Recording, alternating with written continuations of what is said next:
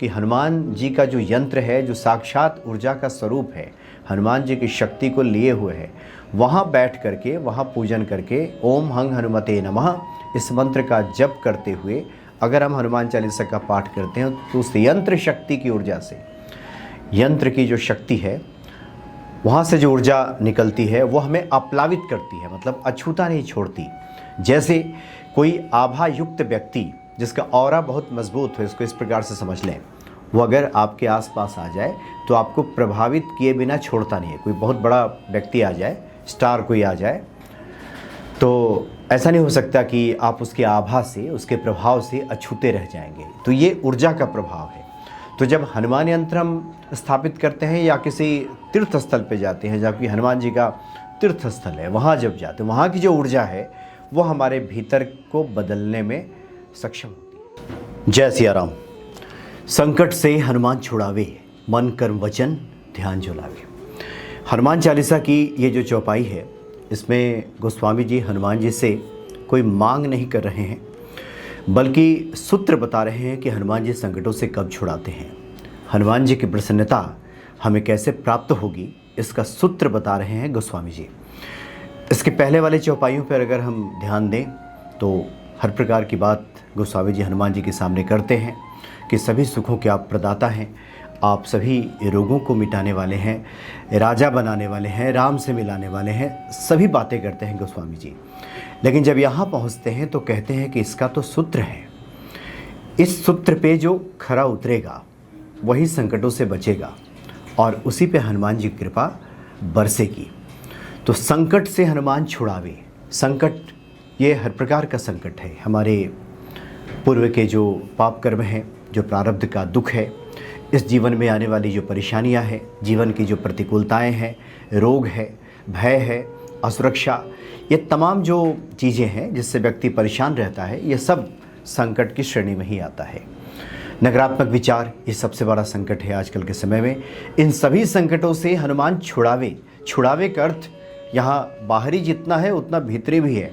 जो भीतर की असुरक्षा है, भीतर की नकारात्मकता, भीतर का आलस्य, प्रमाद, भय, इन सब से भी हनुमान जी मुक्त कर देते हैं। कब? मन कर्म वचन ध्यान जुलावे। मन से, कर्म से, वचन से और ध्यान से, ये चारों उन्होंने बता दिया है। यानी कुछ भी ऐसा बाकी नहीं छोड़ा है जो मनुष्य की पूर्णता के लिए या भी किसी भी कार्य की सफलता के लिए जिन बातों की आवश्यकता होती है, उन सभी बातों की चर्चा गोस्वामी जी कर रहे हैं। जो कि मन, कर्म, वचन और ध्यान जब आपस में जुड़ता है, मिलता है, तब क्या होता है कि जीवन की शुद्धता हमें प्राप्त होती है और तभी हमारा आत्मबल बढ़ता है, तभी जो हमारे चेतना का स्तर है ये ऊपर उठना शुरू होता है और तब जा कर के व्यक्ति उस पारलौकिक सुख का अनुभव कर पाता है, उस आनंद की प्राप्ति कर पाता है, या इसको सांसारिक अर्थों में कहें कि जो उसको चाहिए वो तभी मिलता है। धर्म, अर्थ, काम और मोक्ष की जो बातें की गई हैं और एक गृहस्थ के लिए जीवन चलाने के लिए जिन चीज़ों की आवश्यकता होती है, ये तभी मिलती है जब उस व्यक्ति के चेतना का स्तर ऊपर उठता है। चेतना के स्तर को ऊपर उठने के लिए आप समझ लें, जिस प्रकार से हमारा जो पूरा शरीर है ये देवी देवताओं का घर है, सभी देवी देवता हमारे घर में ही विराजित हैं। मूलाधार से लेकर के सहस्त्रार तक की जो बात की गई है, ये कई कार्यों से ऊपर उठने लगता है चेतना। कई बार तो मंदिर दर्शन से, ईश्वर के पूजन से, संतों की संगति से, ध्यान से, साधना से, मन कर्म वचन ध्यान की एका से, ये जो हमारा चेतना का स्तर है, ये जो ऊर्जा है, ये ऊपर की तरफ उठने लगती है और तभी हमें सभी चीज़ों की प्राप्ति होती है। तो कुल मिलाकर के मन कर्म वचन, यहाँ मन का जो संबंध है सबसे पहले हमारे विचार और भावों से है। शुरुआत यहीं से होती है, मन कर्म वचन ध्यान जुलावे। अब जो मन है, मन का संबंध विचार से है, तो विचार इस प्रकार के मन में उठें जो सकारात्मकता का भाव लिए हो, आशावादिता का भाव लिए हो। हनुमान जी संकट मोचन है, वो सभी संकटों का निवारण करते हैं। इस विश्वास से भरा हुआ जो विचारों की उत्पत्ति होती है हमारे मन में, वो उस प्रकार से हो और फिर वैसे ही हमारे भाव बनेंगे। जैसे विचार होंगे वैसे ही भाव बनता है, या फिर जिस प्रकार के भाव बनता है क्रमशः विचार भी कई बार भाव का भी अनुसरण करता है, फिर भाव भी उसी प्रकार से बनने लगते हैं, विचार भी उसी प्रकार से बनने लगते हैं। तो विचार और भाव को मिला करके हमारा जो मन है वो निर्मित होता है। तो हमारे विचार, हमारे भाव इस प्रकार के हों जो हम सच में चाहते हो कि संकटों से हमारा निवारण हो जाए, इस पर पूर्ण भरोसा, पूरा भरोसा। मन, कर्म, फिर हमारे कर्म भी उस प्रकार के हो। यहाँ कर्म का अर्थ सिर्फ कर्म कांड नहीं कि हम 108 हनुमान जी का पाठ कर रहे हैं, हनुमान जी को चोला चढ़ा रहे हैं, हनुमान जी की विविध भांति से पूजन कर रहे हैं, पंचोपचार, षोडशोपचार, भांति भांति से हम पूजन कर रहे हैं। ये तो कर्मकांड की श्रेणी में है, ये ठीक है, हमारा ये कर्म है या क्रम है, कहीं कहीं क्रम की भी बात आती है। इस प्रकार से हम कर रहे हैं तो अच्छी बात है। लेकिन जो हमारा निर्धारित कार्य है, निर्धारित कर्म है, उसमें भी अगर हम प्रवृत्त होते हैं तब आने वाले जो हमारे संकट हैं उन कार्यों से भी जुड़े होते हैं, उन कर्मों से भी जुड़े होते हैं। तो उससे संबंधित जब हमारे कर्म होते हैं तभी संकटों से हनुमान जी छुड़ाते हैं। मन, कर्म, वचन, और वचन की दरिद्रता नहीं होनी चाहिए। अब ऐसा नहीं कि पाठ भी कर लिया, पूजा भी कर लिया और वचन से ही दरिद्र बने गए। देखते हैं हनुमान जी करते हैं कि नहीं, उनका तो कर दिया, अब देखें हमारा करते हैं कि नहीं। करते भी हैं क्या हनुमान जी? इस तरह की जो वैचारिक रूप से मन, कर्म, वचन, ये जो वचन है, जो मुख से हमारे वचन निकलते हैं, ये भी हमारे कार्यों को सिद्ध होने से रोकते हैं। तो मन, कर्म, वचन और ध्यान। ध्यान का यहाँ तात्पर्य यह है कि जहाँ जब है वहीं है। ध्यान का अर्थ पूर्ण समर्पण भी है। ध्यान का अर्थ कि जहाँ है वहीं, वहीं से कहीं इधर उधर नहीं।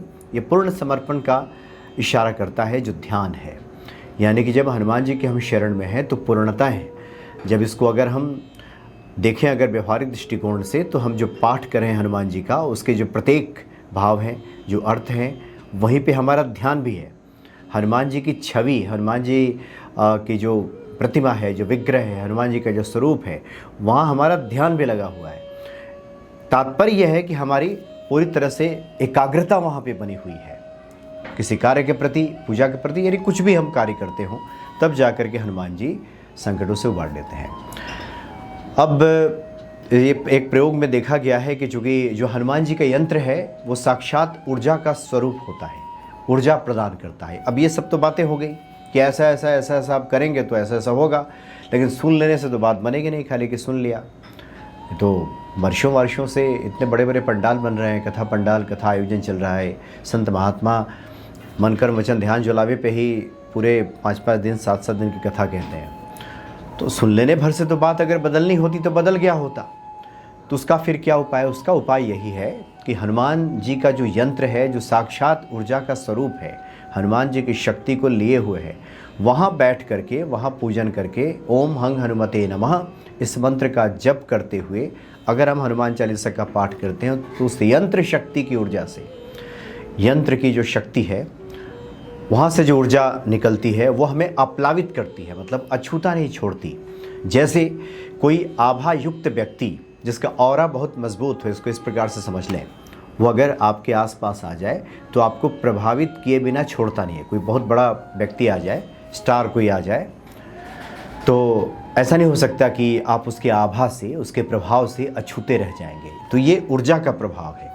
तो जब हनुमान यंत्र हम स्थापित करते हैं या किसी तीर्थ स्थल पे जाते हैं, जबकि हनुमान जी का तीर्थ स्थल है, वहाँ जब जाते हैं, वहाँ की जो ऊर्जा है वो हमारे भीतर को बदलने में सक्षम होती है, बदलने लगती है।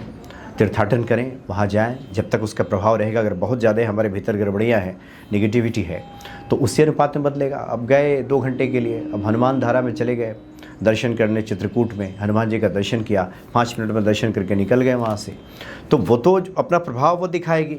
लेकिन यहाँ पे नकारात्मकता बहुत ज़्यादा है, तो फिर पुनः जब आप बाहर आएंगे तो धीरे धीरे जितना उसको असर दिखाना था दिखाया, फिर आप इधर के प्रभाव में आ गए तो ये असर दिखाने लगा। तो ये चीज़ें होती, इसलिए हनुमान यंत्र घर में निश्चित तौर पे प्रत्येक व्यक्ति को स्थापित करना चाहिए, और उसकी जो ऊर्जा है वो आपको आप्लावित करती है, आपको अछूता नहीं छोड़ती, हनुमान जी से जोड़ती है। और जो पंक्तियाँ गोस्वामी जी ने हनुमान चालीसा में चौपाइयाँ लिखी हैं, उसके मूल भाव से परिचित तो कराती ही है, जीवन में ये उतरे इसके योग्य भी बनाती है, पात्र भी बनाती है। इसलिए हनुमान यंत्र के साथ पास बैठ करके इन चौपाइयों का जप, हनुमान जी के किसी मंत्र का जप बहुत ही विशेष फलदायी होता है। और हमारे सकल मनोरथों को सिद्ध करने की क्षमता रखता है। जय सिया राम।